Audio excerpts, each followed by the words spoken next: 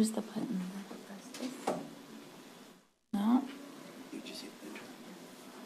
Oh, yeah, so this isn't it. Oh.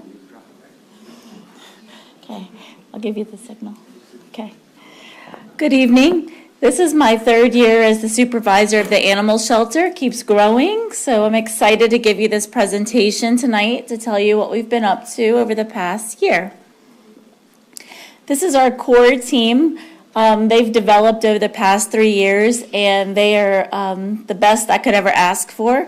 They're always up for a good educational session with a resident, and they really do treat our animals and our public with kindness. Before their day even begins and they open their doors to the shelter, they've cleaned, on average, up to 250 animals. The ones you'll see on the street as your animal control officers are the 4 on top. They're responsible for humane law enforcement. They work in concert with our St. Charles Parish Sheriff's Office, which is unbelievably supportive. And over the past 3 years, we've gone through a lot of education to build their knowledge of the law, the ordinances, and how to help enforce that. And the one on the left, Allison, she's fairly new. She's our kennel officer. You'll see her helping you with canine adoptions as well. And we have our cat team at the bottom. They help do cat adoptions, feral cat, spay, neuter. And we have a part-timer, Lindsay, bottom left. That's our all-star that you'll see her running our entire shelter by herself on a Saturday. And our core volunteers also help to support that. And I'm losing her to veterinary school next semester. Oh. Go ahead. Okay, what do we do at Animal Control? We're a little different in this parish. We don't separate animal control and animal sheltering. We get it all. Whatever the public gives to us, we take in. So we do animal control, which is removing them from the streets, shelter them, care, feed, medical care, adopting them out. And I feel strongly about the community outreach to make a difference in the long term. And we also do a lot of focusing on disaster preparedness. So when do you call us? Whenever it's a public health or safety issue. Our job is to keep the public safe from the animals and the animals safe from the public. So when an animal is not on a leash and it's causing you concern, call us. If you have any bite or scratch, we're available 24/7. We're dispatched to the Emergency Operations Center. If a dog is barking loudly, sometimes we're not the ones that are actually enforcing that ordinance, the sheriff's office is, but I like to get involved because we help that owner figure out why is your dog barking so much? What can we do behavior-wise to help you out? And dog-on-dog attacks, we do go out on those. We took in almost 1,800 animals last year. And we also go out on wildlife that is sick, raccoons, coyotes, and bats, because they can carry rabies that affect humans as well. And our business hours are listed, and the EOC is our line that filters after-hour calls.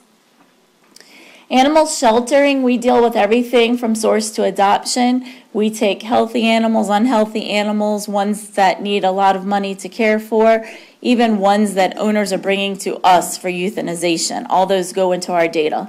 So when you get an animal in, we can have one as a stray. The owner has 5 business days to claim. We post them on Facebook. We do everything we can to get it out there that we have that animal in our care. Sometimes people surrender them to us. They just can't care for them any longer for a variety of reasons. Sometimes they're born in our care, and sometimes we have seizure cases where there's a violation of the law or local ordinance. We vaccinate everyone on intake. If they're not microchipped and I can't get a hold of you immediately, they get a vaccine, and that's to protect our workers from diseases they can get and the animals from spreading contagious disease. And in the long run, it saves a lot of time and money by doing it right from jump. And we also share, wow, you really can't see that, but shelteranimalscount.org is a national database that this administration got involved in 3 years ago. And we have software that strongly supports all of our data. We register it every month. And you can compare us to the north to other places in the south. And it's always very transparent and available to the public. And we actually have really improved our live release rate. Cats are 95%, dogs are 95%. And if you remove heartworm positive pit bulls that we get, dog release rate is 99.9%. And so that is weeding out aggression. When we do behavior testing, if you're going to bite people, we cannot adopt you out. And so we do sometimes have owners that want follow-up calls on that and want to know the outcome of their pets, good or bad, and we do offer that as well. The Department of Agriculture looks at all animal controls. We're very fortunate here to have a lot of support. Not everyone in Louisiana is, but we passed their standard testing with flying colors, and they even asked us to write their a protocol for how we got a volunteer base started. So we participated in that as well. How do you get reunited with your lost pet? We offer microchips through the Humane Society at this shelter for $20. Put tags on your dog or cat. And FindingRover.com is a new facial recognition software, all free, that we have partnered with. And we are doing a lot to promote that right now. If your pet comes in, it does a facial scan. If you entered your dog or cat into the system as lost, and it looks through all the shelters. So in disaster settings for reuniting, that could be super important. And we put everything, and we are not required by law to do this, but we put everything on Facebook as another way you can look in our stray album to find your pet. And we also have a paper loss log for those who like to come in or call. Before adoption, they just get all the basic medical care, and I'm a veterinarian, so that standard's high, and the team is definitely on top of all the basics.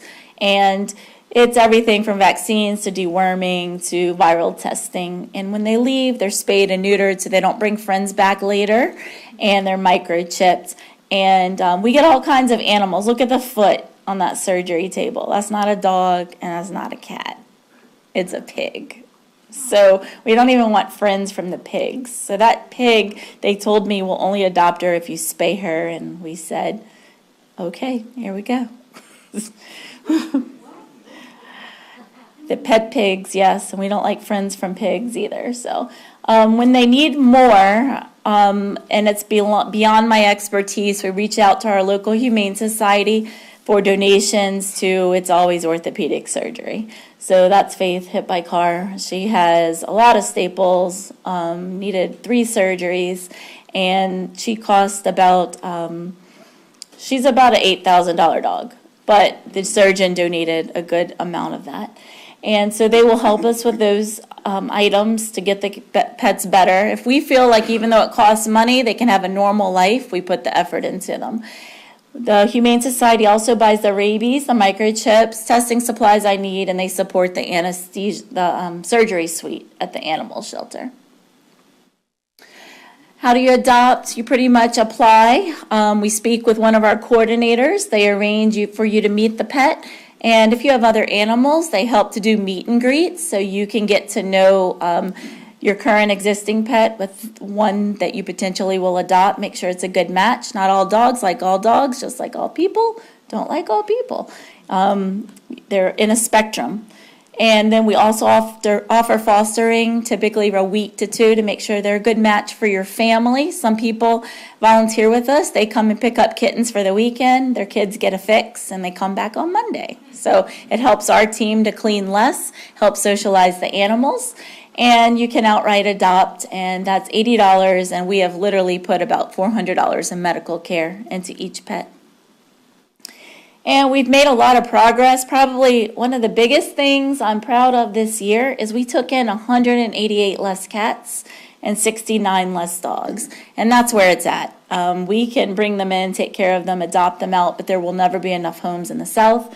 So it's all about education with the public and getting out there and helping them to get their animals spayed and neutered. Feral cats are just wild cats people feed. If we don't have any complaints from neighbors, it's okay that they're there. If we get a complaint, they still apply to the nuisance ordinance.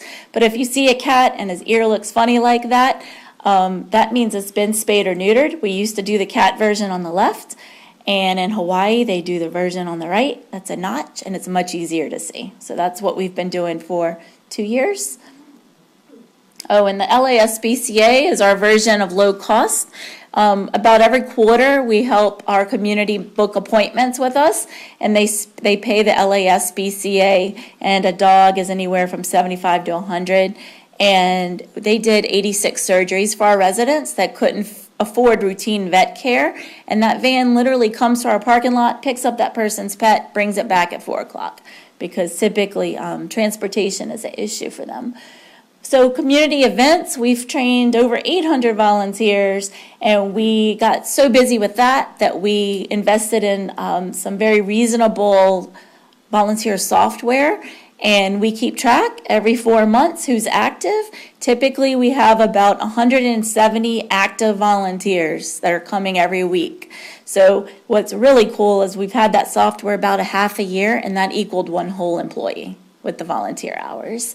Run for the Paws is volunteer coordinated and set up, and that's an annual run that grew over the past 2 years. There's a fashion show incorporated in it now. And what's really cool is when animals get adopted from those events. We had 3 dogs adopted from that last event. And although I'm a vet, I don't like to see sad cases, only the cases that we can really help and do better and give them a normal life.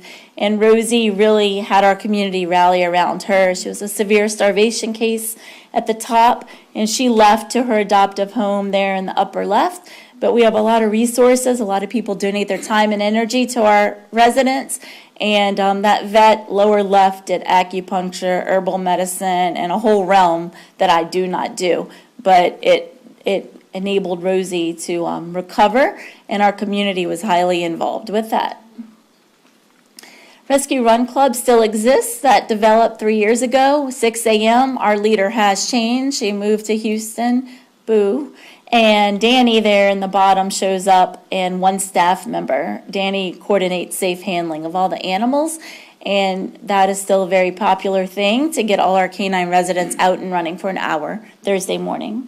Luling Living Center, we still go every Thursday or Friday, and they still enjoy seeing our pets. I didn't put the ARC in here, but the ARC still comes to us once a week as well.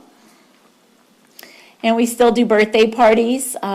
We have about a party every 3rd month, and the kids enjoy it, and it's that exposure. $50 goes to our dog park, but it's exposure. Most of these kids have never been to the shelter except for the birthday guests, so that's really awesome, and we've had adoptions from those as well.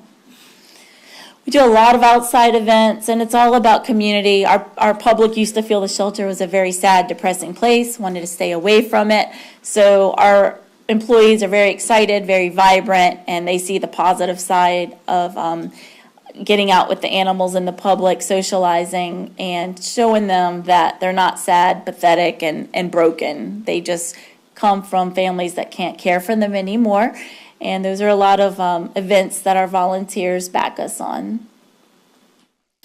And education with the kids is something I do whenever I'm asked. And we're going to have a goal of doing even more of that for the underprivileged kids this year in partnership with the United Way. But I go to schools a good bit, and as you can see, that dog really took to that child, and I had a teacher from another place contact me after and said she wanted to adopt that one, and she's in Harahan, so she got that dog after that event.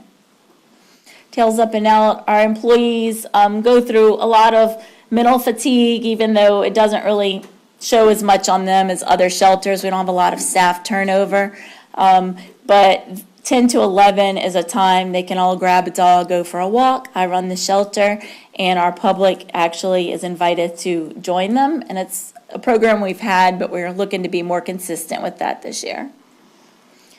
And we really appreciate all our community getting involved.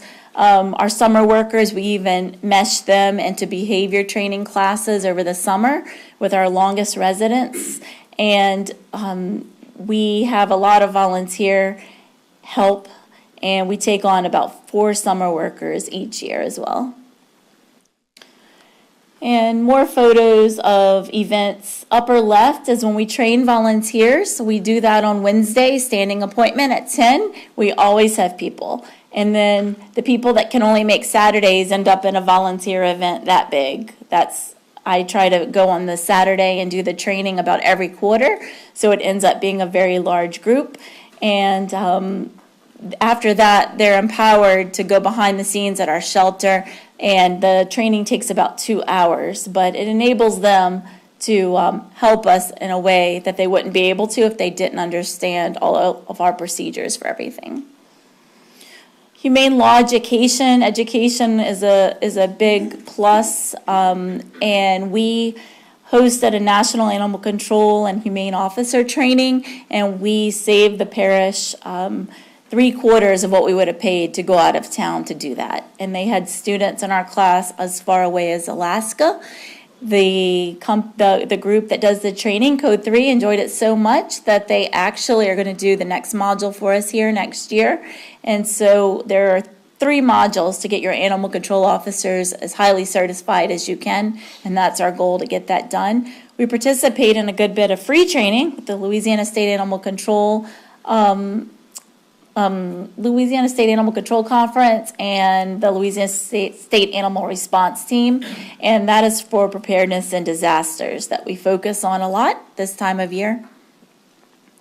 And then the United Way partnered with our local Humane Society and donated $50,000, and we helped to design this trailer that looks very basic, but it rolls with a generator and can support probably about 50 animals. That has 22 cages, and that's really beneficial in everything from adoptions to disaster relief and coordinating adoption events with humane partners outside of the state.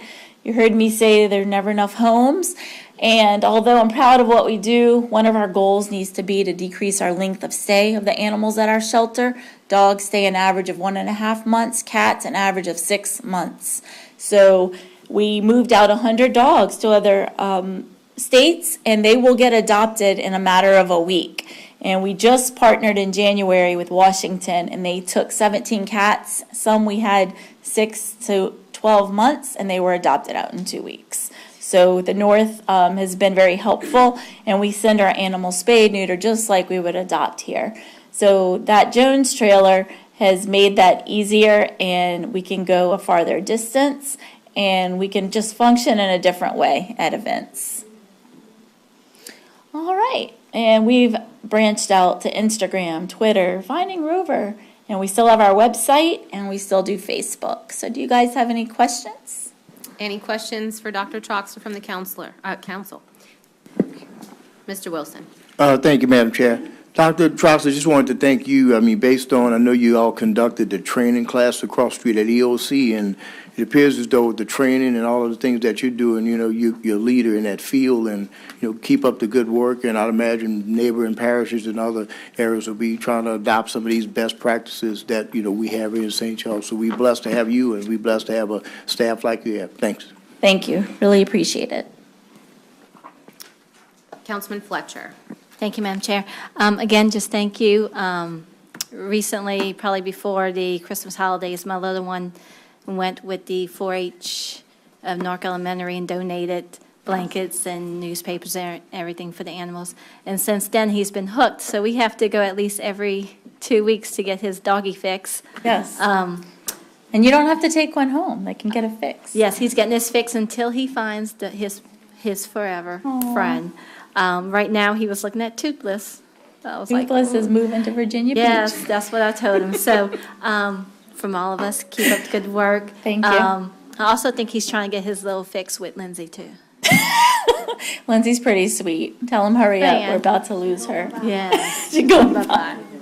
Thank you. Councilman Cluley. Thank you, Madam Chair.